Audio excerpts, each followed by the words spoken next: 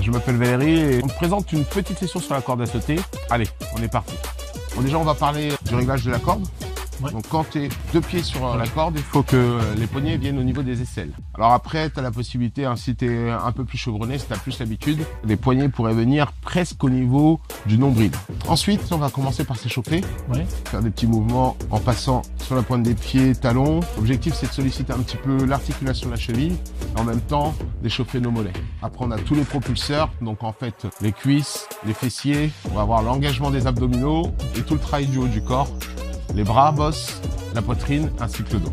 Allez, on va sautiller un petit peu. Donc, posture. Ici, cheville, genou, hanche, épaules alignées. Donc en fait, tu dois toujours rester droit quand tu fais le mouvement. Engage légèrement les abdominaux en aspirant légèrement le nombril. Épaules basses pour économiser en fait ton énergie. Coude assez proche du corps sans se sentir étriqué.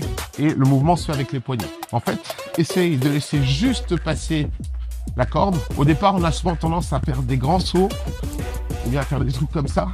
Donc c'est plus facile, mais c'est très énergivore. Ok, c'est cool là en plus, là tu regardes bien devant. À force de pratiquer, tu vas être plus à l'aise pour pouvoir enchaîner ton mouvement. De toute façon, au départ, il faut commencer par des petites sessions. Des sessions de 15 à 20 secondes par exemple. Ensuite de récupérer et puis de repartir à nouveau sur le travail. Je vais te montrer un deuxième mouvement. Quand tu fais ton mouvement, il faut que tu sois le plus économique possible pour durer le plus longtemps possible. Okay. Essayez de passer d'une jambe sur l'autre. En fait, on va venir sur un seul appui, donc on travaille encore mieux la qualité de nos appuis. Alors, tu peux commencer d'abord par le saut de base, voilà, sur les deux pieds. Et une fois que tu es lancé, là, tu vas passer d'une jambe sur l'autre. Quand tu travailles à la corde à sauter, tu as un gros développement, en fait, au niveau cardio-respiratoire. Donc, tu vas vraiment développer ton endurance. Ok, je pense que tu es mûr pour passer au prochain.